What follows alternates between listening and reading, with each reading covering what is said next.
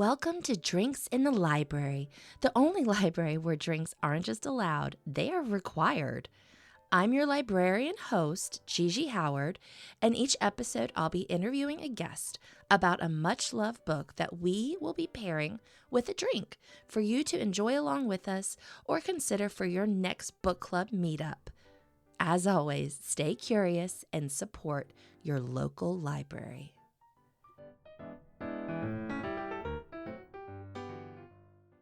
Hello, Libration Nation. This week, we are discussing The Splendid and the Vile by Erik Larson, a thrilling account of Winston Churchill's first year as Prime Minister of the UK and some of the darkest moments for England and the Allied forces. My guest this week is Helen Gabay from Richmond, Virginia. She's a mom of an awesome 12-year-old Charlie and married to Tim, a talented local contractor. Helen leads a skilled sales team at a major IT advisory company and enjoys working with some of the brightest minds in technology. Her passions include reading, travel, and history. She studied political science, English, and history at the George Washington University. Known for reading obsessively about her travel destinations, Helen often takes her family on walking tours during vacations. In 2020, she had a trip planned to England that fell through. But soon after, she became captivated by Erik Larson's masterful narrative nonfiction, The Splendid and the Vile, and since then, she's visited London and many of Churchill's historical sites. So this week is a gin gimlet, and it's made with Plymouth gin, which was Churchill's preferred gin, a classic treat from the UK. Helen served the drinks in coupe glasses, which was so fun, fancy, and authentic to the story. And just before we get started, a reminder, if you're listening to this on a podcaster that takes ratings and reviews, if you want to drop one for Drinks in the Library, that helps me get discovered by new listeners, brings other people into Libration Nation. And another way you can do that is just by telling a friend, a neighbor, a parent, a cousin, really just anybody. Anyone who you think would enjoy this, I would so appreciate it. All right, without further ado, The Splendid and the Vile. Blast preparing for it. Good. Rereading it. Yeah, I guess that sort of takes us into what my first question is, which is always, who were you when you picked up The Splendid and the Vile? Yeah. The first time that I picked up The Splendid and the Vile was in spring, early summer of 2020. Right? That was a time. That was a time. Some of us may remember where we were around that time, specifically in March. It was funny, not funny, but we had a trip actually planned to England for spring break. Oh. Which was the first week in April for the Chesterfield schools here, right? Yeah. It just started slipping through our fingers as it did for everybody else. And so then I ended up picking that up during a lot of the lockdowns. And obviously the whole plot of the book is Churchill. It's the first year of his premiership and really focuses very heavily on the Battle of Britain, which of course was the Blitz by Germany, where they were relentlessly bombing England, and how Churchill was the little girl with his finger in the dam until America got into the war, right? So it just was inspirational and putting things in perspective. And so that was the first time I read it, and it absolutely just stuck with me. And I went on a bit of a tear after that, reading some read-alikes, follow-up. The author has another book that's about Germany in the late 30s through the U.S. ambassador's eyes and his experience. Okay. Right? Called In the Garden of Beasts. Yes.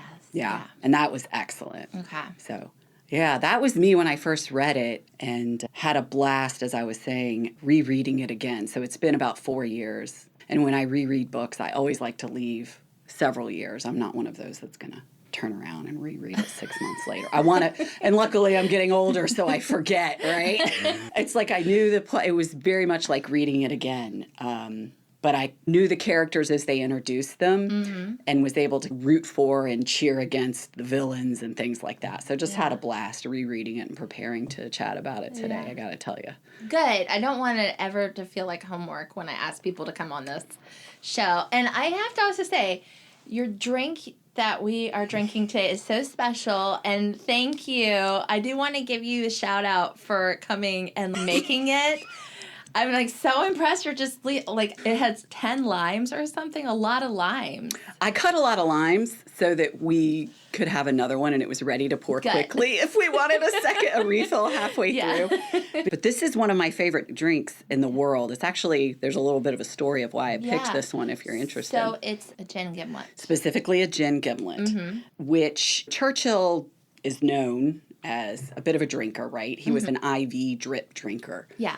A little bit throughout the day. And then he'd go a little heavy once the dinner hours came along. But he was a brandy and a champagne guy. I am not, but I do love gin. Yeah. And so I did look up his favorite gin. And it is this gin. And of course, gin is the quintessential drink of London. And this is the oldest gin producer, apparently, in the London area. Yeah. So I thought, hey, and it was invented, the gimlet was invented by a British naval surgeon. Wow. And he invented it to get the sailors to get their lime so they wouldn't get scurvy. Okay. And they drink it with a gin. Yeah.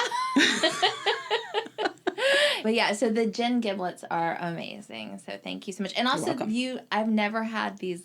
What are these called? Oh, they're coupe glasses. Coupe glasses. They're very old-fashioned. I'm a snob about the drinks that I serve my cocktails in. I love it. I need to have more friends serving me fancy drinks. So thank you. Coupe. If you're going to do something, go all in. Exactly.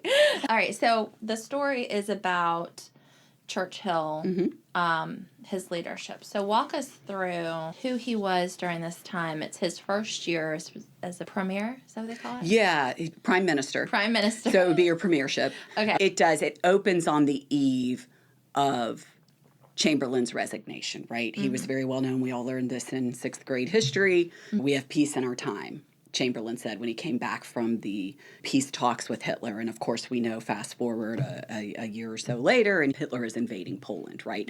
And so then I don't know how it works in England with their houses of parliament, but they apparently can call for an election and kick the prime minister out. Yeah. And they did so when Hitler invaded Poland, because it was like, all right, man, we need a war guy. Yeah. And Churchill very much had that experience. He was First Lord of the Admiralty, which is the civilian head of the British Navy, which, of course, this is an island, so being the head of the Navy gets you a lot of experience. Yeah. So that's where it opens. And if you've ever seen the movie Darkest Hour. Yes. Yeah. What is his name? Gary Oldman won an Oscar for playing him. I did. And it opens around the same time. And there's some overlaps. Of course, that movie only takes place over the course of a couple of weeks around Dunkirk.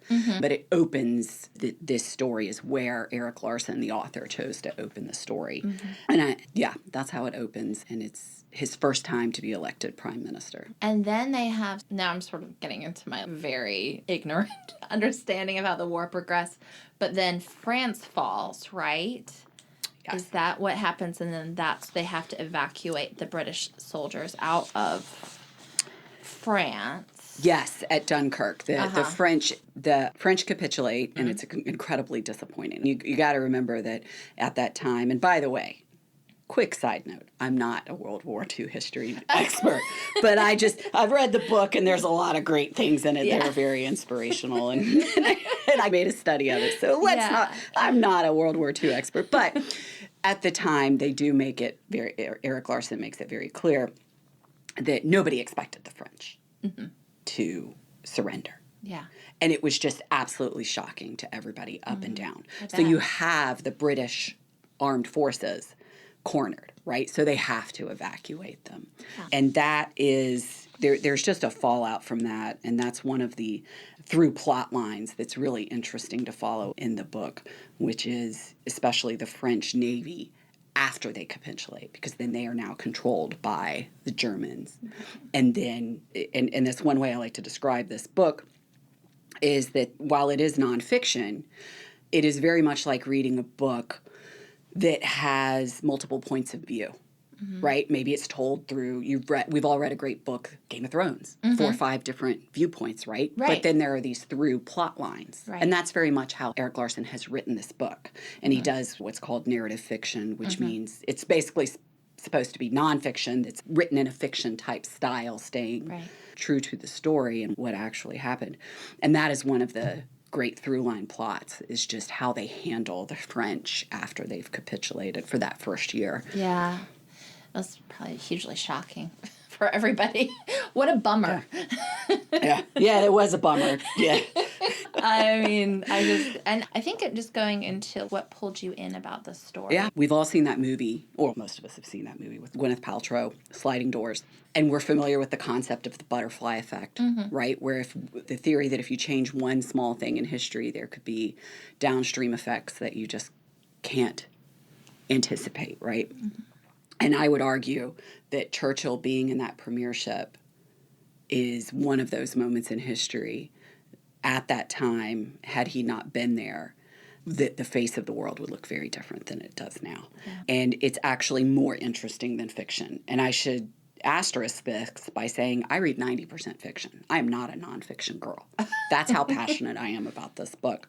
And Churchill just had Western civilization on his shoulders for a year, keeping the Nazis at bay, full stop. And there is a reason you just wonder, like, why is my dad into World War II? So you pick up a book like this and you're like, okay, I guess I get it. It's not dry. And it's just these amazing stories and plot lines that occurred at this time, and it's just made up of a cast of characters that are just so imperfect. You have light versus dark, you have good versus evil, you have the Axis and the Allies, but there are good and bad. There are very flawed people that are making the story progress, right? And it's just so fascinating. So that's really what drew me to it. And all of those through plot lines could have, each individual one, you could have your own movie about it.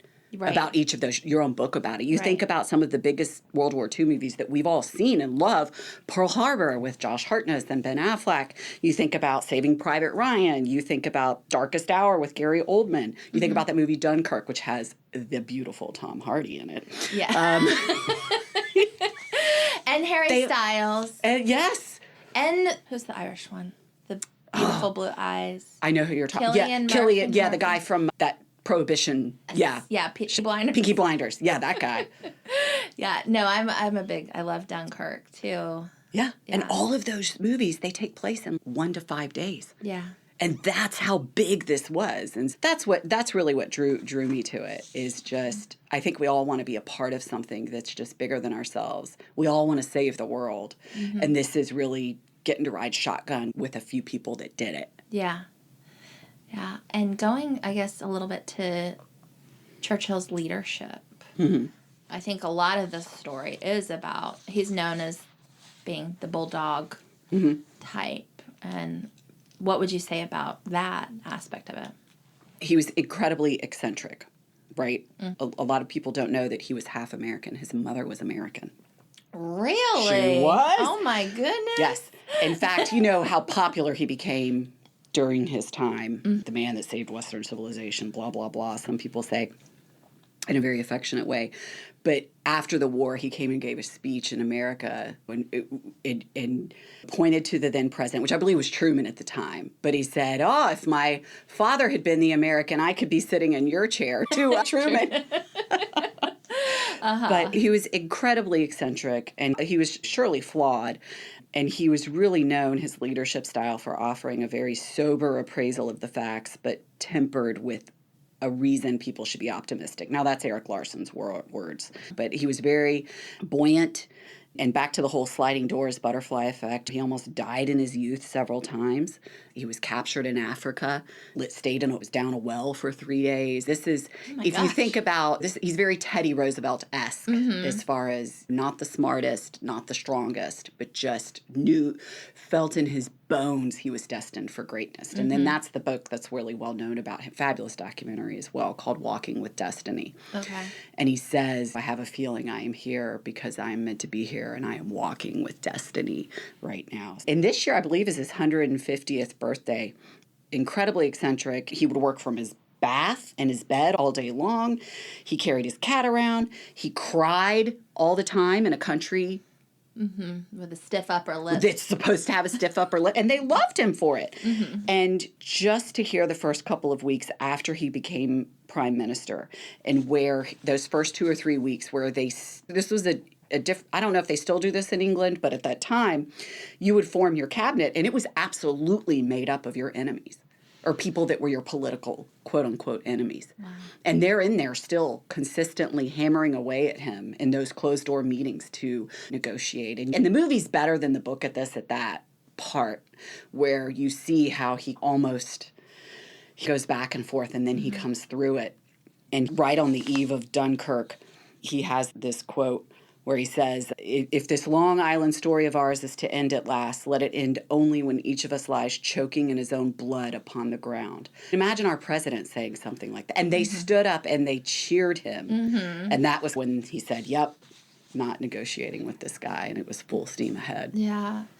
I think if you're going to be in a wartime, especially something like that where it's that close, I think sometimes in the United States, we don't share borders with anyone that's probably going to invade us, at least in modern times, right? And so I think when you're in Europe, it's like, oh, these countries are the same size as our states. And it's just a totally different experience, I think. And what's interesting in the book is, and side note, we can come back to it. He is the main character, but there are so many. Not so many, but there are several other characters so it's not just this plotting Churchillian book, right? It is very much written as a multi-character narrative that keeps it interesting, right? But back to your point about the fear of invasion, it was an island country, and I think when you read the book, you gain a appreciation for how they felt that entire time period, 9 months, a year of the Blitz when they were bombed. They were constantly waiting for Hitler to invade. They were so convinced that Hitler was going to invade. They were carrying gas masks to school. Right. There were secret government initiatives, and they were creating mass graves outside of London because they expected invasion and they were going to need a place to put the bodies. The senior officials were carrying around cyanide pills because they knew if they got captured, it just meant torture and death because that's Hitler. And they absolutely were convinced it's coming, and they just didn't know. They just wanted to make it to winter because it started in early summer, and they knew if they could make it to winter, he wasn't going to invade in the winter. But the bombings continued, and then there was the fear leading up to spring and summer that, okay, now he's going to invade. But then Hitler turned his eyes to the Soviet Union, and then they made it another 9 months, and then Pearl Harbor, and the rest is history. I think what you're talking about is the fear, the daily bombardment. For how long did the Blitz last? So when we're talking about real threat and thinking back to, like, you're reading this in 2020, which was also a real threat and is very scary, but at that time it had been so long, I think, since we had experienced something culturally where we're all sort of feeling like under attack. And it's going to be a before and after. And so I think I was just thinking about, like, when you were reading this and what that experience was like and reflecting on their experience as well. You can almost put that in the perspective of, for example, the Blitz itself, or one of my favorite quote through plot lines of the story, which is the German Air Force, which is called the Luftwaffe, and the Royal Air Force, or the RAF, right? And what in particular, you think about Churchill carrying Western civilization on his shoulders and holding that up. He very much felt the same way about the Royal Air Force at that time because they are an island country. Nobody has yet invaded. Any battles that are starting to be fought are actually, they don't happen for several months. Again, I'm not an expert, but it's several months down the line, and then they start to happen in Africa and Greece, further afield, where they're actually troops. So the most visible heroes are the Royal Air Force during the Blitz. So there's two ways that they're engaging, and one is to simply go up and fight the Luftwaffe, like that, plane to plane. Now, this is before radar. So they're just up there going by sight. And there are stories about these guys where they will get shot down. Now, of course, they have the quote-unquote advantage of fighting over their home turf. But there are several stories of where people would see these downed Royal Air Force pilots catching a cab back to their base to get up in their plane again. Wow. Or to go get in another plane and fly. Mm-hmm. And you can't, pilots don't just, combat pilots, that's not churning out widgets or planes in a factory. That takes time to train. So these people are incredibly precious and incredibly brave. And you also think about the bombers, right? Because I'm apparently British, but no, I'm not. But Allied forces. I like to think I am. But the Royal Air Force bombing squad was starting to run raids into Germany. And specifically, there does come a time where the Luftwaffe starts to bomb in London. And they're saying they're not trying to hit civilian targets, but it's clear they are. And the reason that they're trying to hit civilian targets is one reason and one reason only. And it's because they want to undermine the morale of the British so that they will call to have Churchill removed from office because they recognize he is the only man that can get them through and that can keep the morale up such that they hold out. Yeah. Until the Soviets or the Americans get into the war. Yeah. So they are hell-bent on getting that morale pummeled. So they start to go for the civilian targets. So in turn, the bombers, they start to strike Berlin. Yeah. Now, they're not actively going for civilian targets. I don't know. I'm not an expert again. Right. But the average lifespan of those bombers, once they joined up, was 2 weeks, 2 to 4 weeks. Wow. And so when you think about these fighter pilots, right, there's the incredibly famous quote by Churchill, and I'm going to look at it because I don't want to get it wrong, where he goes to tour one of the Royal Air Force bases and is watching them in action, and he comes away just so incredibly moved. And it's where he started to form that speech or that quote where he says, "Never in the field of human conflict has so much been owed by so many to so few." Mm-hmm. And of course, that's something Churchill was very famous for, right? He was famous for saying the right words at the right time. And that's how he kept the morale up. Because he would work these words all throughout the day. He would practice his speeches. He was consistently writing, rewriting. He always had a secretary. He'd be naked in the bathtub with the secretary, would literally sit outside the door. With his cigars. With his cigars while he would tell them, nope, strike that. And he was getting it exactly right because he was an absolute wordsmith. And he was also, people don't know this about him, he was a very famous paid author well before he was prime minister. He started as a war correspondent. It wasn't a commission because he, wait for it, voluntarily wanted to go to the field to see action because he was like, I got to rack up action. I got to rack up my medals if I'm going to go somewhere in life, right? And his dad was very high up in the government as well. And we could go down a rabbit hole about his childhood, but that's not in the book, so we won't. But early in his career, he voluntarily went to Cuba and saw conflict there. And he went as a paid war correspondent. So that was now you can't do that anymore, but you used to be able to, as a soldier, you could articles about what you'd seen and sell it to the press. And so that is really how he started to make a name for himself. The list of books he's written, very lengthy. And he was a prolific, phenomenal, accessible writer. He did not write in flowery, inaccessible pretzel that you might think someone at that era would. No, It was very straightforward and funny and clever writer. Yeah. So I don't remember the question you asked. We're way off topic, but here we are. I love it. I think we've talked a lot about Churchill. I think there's also so many other characters within here. We've got his family. We've got his cabinet. We even have some perspectives from the Germans. We do. We absolutely do. You got your heroes, you got your villains. Mm-hmm. We already talked about Churchill, but some of the other heroes of the day, and they're really imperfect heroes. You've got this guy called Lord Beaverbrook, and he was somebody plucked from the private sector that Churchill puts in charge of the aircraft production because the enemy, when you got to crank out a bunch of weapons of war, is what? Bureaucracy. Yeah. So he brings in Beaverbrook to stamp it out. And he was like he was amazing and brilliant.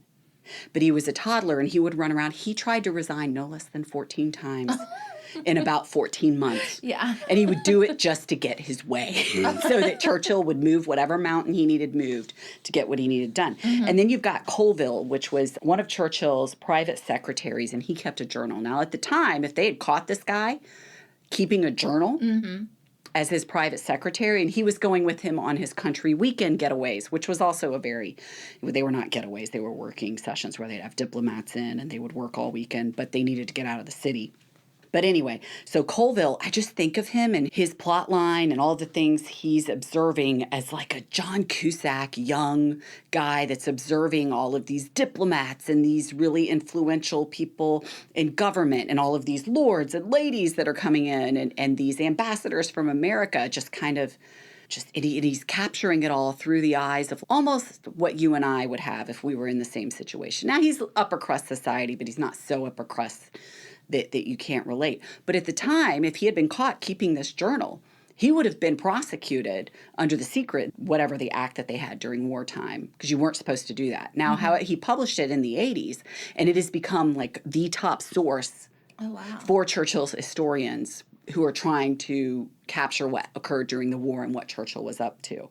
And he's got his love interests, and they follow that in the book. And then you've got the professor who was the science tech translator for Churchill, and then a young guy that works for him who's trying to convince all of his really smart, condescending coworkers and other people that surround Churchill that, hey, the Germans have this advanced radar where they know where we are. And we need to react accordingly. And he had to actually break through walls to get them to believe him and translate the science of that. That's its own cool plot through line. Yeah. I remember that part because before that they knew that they should only really expect the bombings to occur when it was the full moon. Yeah. But all of a sudden the bombings were happening whenever, and then they figure out the Germans have this advanced technique and they don't need light to do it. Yes. Yeah. And there were other things that they tried and they failed from a scientific perspective, but it's just so cool. And like I said, that's one of those plot lines where you're like, wow, I can see that movie unfolding in my head. And when they finally convince everybody, get up and cheer, yay! And then you have one of my favorites, Mary Churchill, who is Churchill's 18-year-old youngest daughter, and her perspective once he becomes prime minister. And they show her mature throughout that year, when she just comes to say, I can't be going to these parties and hiding away. I want to help. Let me come be an example. She's fighting to be closer to London, to be part of it. And of course, her parents are parents. They're scared for her safety and they want to keep her tucked away. And that's a lovely plot line to read her diaries. I mean, people kept diaries. Who keeps diaries now? Not a lot of people. And they write. Mary Churchill's writing. She's writing like she's a graduate student. And here she is, an 18-year-old girl. It's just amazing. And then you have Rudolph Churchill. Do you remember him? Yes. Scoundrel. Scallywag. Yes. I think he's James Spader from Pretty in Pink. Okay. That's who I cast him as. Oh, okay. I love it. I love it. Because his poor wife Pamela, his long-suffering wife Pamela, because he just cheats on her and he's so arrogant and he doesn't appreciate what he had, and his dad loves him, but he's just the worst. So it's just, here's somebody and he's British, but he's just so unlikable. Yeah. And then you have all of these what they called mass observationalists. And they were people, literally the government said, we need people to keep diaries, everyday citizens to keep diaries every day reacting for posterity. And these diaries Erik Larson, the author, he just peppers it with these entries. And they just add so much life. And you think about the bombings themselves and people describing things like, wow, the most shocking thing was actually seeing everything was gray. The dust and the bricks and everything. And then you would see the red of the blood on top of the gray, these kind of moments. And then you've got your villains in the story, right? He does Hitler. He doesn't go too deep on Hitler because what is there left to say about Hitler? But he does. When he highlights Hitler in the book, he loves, and I love it too, he loves to paint him as just this raging toddler. And it's just, I think Larson, he just chooses the moments so wonderfully. And then he talks about Göring, who was the head of the Luftwaffe, the German Air Force. And he's just this big, beefy man who lives in some medieval manor that he built and named after his dead wife, and it's in the woods like some medieval forest, and he wears these loud silk shirts and all these medals and dresses in bright colors, and he built a weird shrine to his dead wife, and he brings everybody else and just is just so full of hubris that and the whole book is any day now we're going to defeat the British, any day now we're going to defeat the Royal Air Force, and you're like, doesn't happen. Dude, it's not going to happen. They're not going to give up. And then you have another villain. He's the head of German communications, and he's constantly spinning events in just this evil way. And sometimes, though, you make him laugh. He's, here's how I'm going to spin this. And you're like, nobody's buying that. And then you have Hess, who... Did you get to the part with Hess? I didn't get to this. Okay. Who was Gotta Hess? love Hess. Hess was like number 3 or 4 in the Nazi party. Okay. He thinks he knows what's on Hitler's mind. He thinks he knows what Hitler wants, even though Hitler doesn't say it. Yeah. He gets on a plane. He's a pilot himself. He takes a plane, flies it by himself, solo mission, crash lands in Scotland to try and meet up with this Scottish lord that's like high ranking that he knows is close to Churchill to negotiate a peace. Okay. And he, of course, crashes and he's, hey, take me to so-and-so. I'm forgetting his name, the Scottish guy. And they're like, wait a minute. We've seen you in the papers. We know who you are. And so it gets up and up. And, of course, nobody's going to take him, and they're not going to do that. And it becomes this enormous, delicious source of embarrassments for Hitler and the Nazi party that this guy like flew over and thought he was going to negotiate a peace with Hitler. I'm sorry, on behalf of Hitler with Churchill. Did they let him go back to Germany? Oh, no. Not even a little bit. But then you've got the ace pilots. Like, they do follow in the story, and it's really cool. They follow the ace pilot for the Luftwaffe, and they follow a couple of ace pilots for the Royal Air Force. And just the respect that the pilots had for each other. The big ace pilot in Germany, there was a very well-respected Royal Air Force pilot that was downed in Germany, lost his legs, and the German pilot that was like their top guy, their top gun at the time in Germany, insisted this guy get great health care and that they take care of him. He lost his legs. And he ends up going back to England, and there's a story about him meeting Mary Churchill, and that's absolutely a really cool character and plot through line there. I also wanted to ask you about Erik Larson, and I know he put in like at least 4 years of work and research into this story. And you said, was this your first book by him that you've read, or? No, I've read 3 books by him. Okay. And there's a couple I haven't read. One is The Sinking of the Lusitania, I believe, and it's kind of hour by hour. And I'm just one of these women that has a child. I just can't. It's a trigger for me.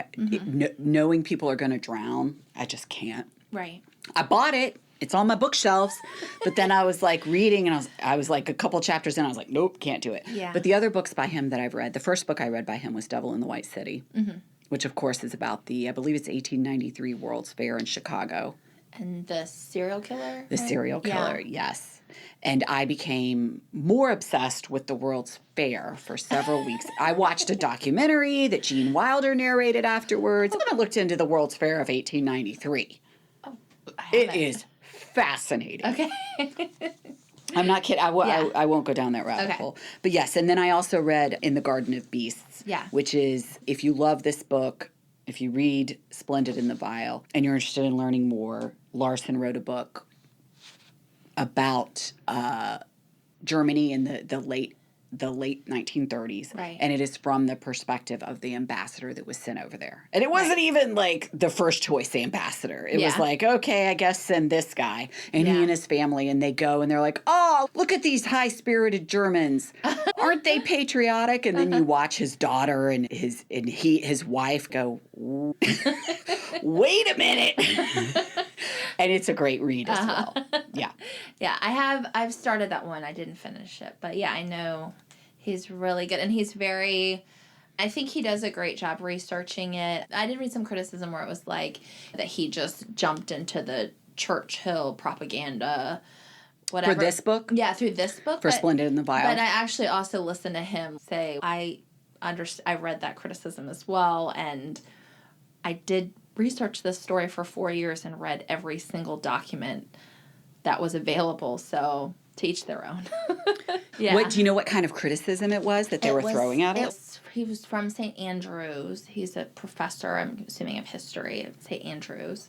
An American, I think. And basically that was their point, was everything that Churchill had done was propaganda, and that this is all Larson recalling that and not actually what happened. But yeah, then I, like I said, I listened to Larson rebuff it as well, and I was yeah, like, oh. It is absolutely no secret that Churchill was known for writing his own history as he went along. He was very self-aware, just like Ben Franklin was. Yeah. He was aware of the brand. Ben Franklin is considered like the first branding expert in America, and I would say Churchill might have been the first English person that understood the concept of branding. Yeah. And he was very aware of that, and you're right. He knew that history belongs to those that write it, those who win. So I think it's a fair criticism. But I think what Larson did was amazing in that he took his talent for narrative fiction, right? I have to imagine there will be at least several people that listen to this and they go, World War II, boring. Who wants to read nonfiction? I've read enough fiction books with the women where they just show their backs on the covers on all the World War II history books. I don't need to read a dusty biography, but he's written something incredibly accessible and page-turning, maybe for the new generation. Okay, yeah. And yeah, Churchill wrote a lot of his own branding, and he was incredibly flawed, but he was the man for the hour. And you go to the title of the book, and the title of the book tells you everything. It is The Splendid and the Vile, and it comes from his personal secretary, Colville, and he's describing a night in London, and he's watching a bombing from a great distance, and he sees the flares go up where they're throwing the things in the air to deflect, to throw off the bombers. And he's seeing all this light, all this destruction, but it's a beautiful night, and this light is just an amazing, amazing show. And it's just something splendid in the midst of something vile. So that is the whole thing about it. It's not perfect. He wasn't perfect. None of the people in the stories were perfect. But yeah, splendid and the vile. Yeah. I think what I would ask right now is there anything else that you wanted to tie in? Anything else you wanted to bring up from the story? No, I think what I would say is I would bring up a couple of things just at the end. And one is, who would one recommend this story to? Okay. And it would be anyone that appreciates great writing, because this is not just a nonfiction book. This is a guy that can write, and he can paint some picture. And anyone that wants to learn why there's such a fuss from your dad, your grandparents about this. Anyone that wants to see what great leadership looks like. Anybody that leads a team, even if it's in boring old corporate America, should read this. If you like stories with dual points of view, but like page turning through plot lines, but if you want to be inspired by something great, if you need to put something in perspective, either one, you just want to be inspired by greatness, or I really want to see some people go through something hard to inspire me or put something in perspective. And I'll maybe close with this quote, which is from Churchill. And so when Franklin Delano Roosevelt's closest advisor comes to England, and this is before America, obviously, we're not in the war yet, but Churchill is basically, they're courting him because they know this is the man to convince Britain that the U.S. needs to support and join the war. And his name was Harry Hopkins. He negotiated the Lend-Lease Act, which was anyway, they needed this guy on their side. And so they're having a conversation, and he's explaining to Harry Hopkins why they are in it and why the U.S. needs to support Britain in this effort. And Churchill says, "We seek only the right of man to be free. We seek his right to worship God, to lead his life in his own way, secure from persecution. As the humble laborer returns from his work when the day is done and sees the smoke curling upwards from his cottage home in the serene evening sky, we wish him to know that no rat-a-tat," and here Churchill knocks loudly on the table, right? "That no rat-a-tat of the secret police upon his door will disturb his leisure, or interrupt his rest." That's beautiful. That's what we would like all of our governments to do for us. Just leave me alone. Just go to work and come home and have dinner and go to bed. Yeah, that's a good day. Maybe have my gin gimlet. Yeah. This is great. I did want to ask you, and I don't think I put it in the notes, but if there was anything you would like to plug or put a spotlight on. If you want to read more,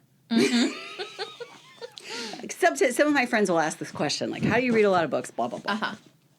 And I'm not a great reader, but I read a lot of books. Use your library. Oh.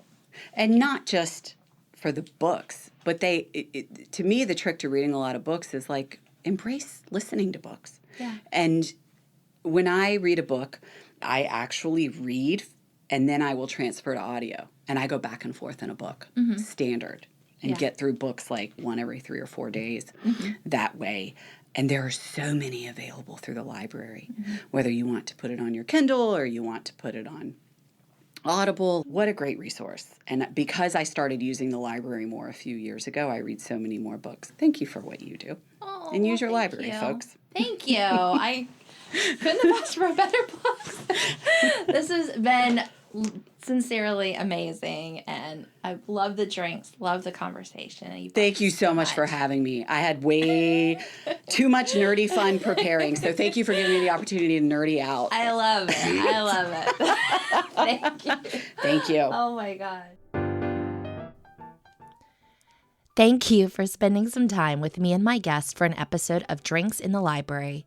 For more information about the show, you can find us on Instagram at Drinks in the Library, on the World Wide Web, drinksinthelibrary.com, or shoot me an email at drinkspod@gmail.com. Until next time, cheers.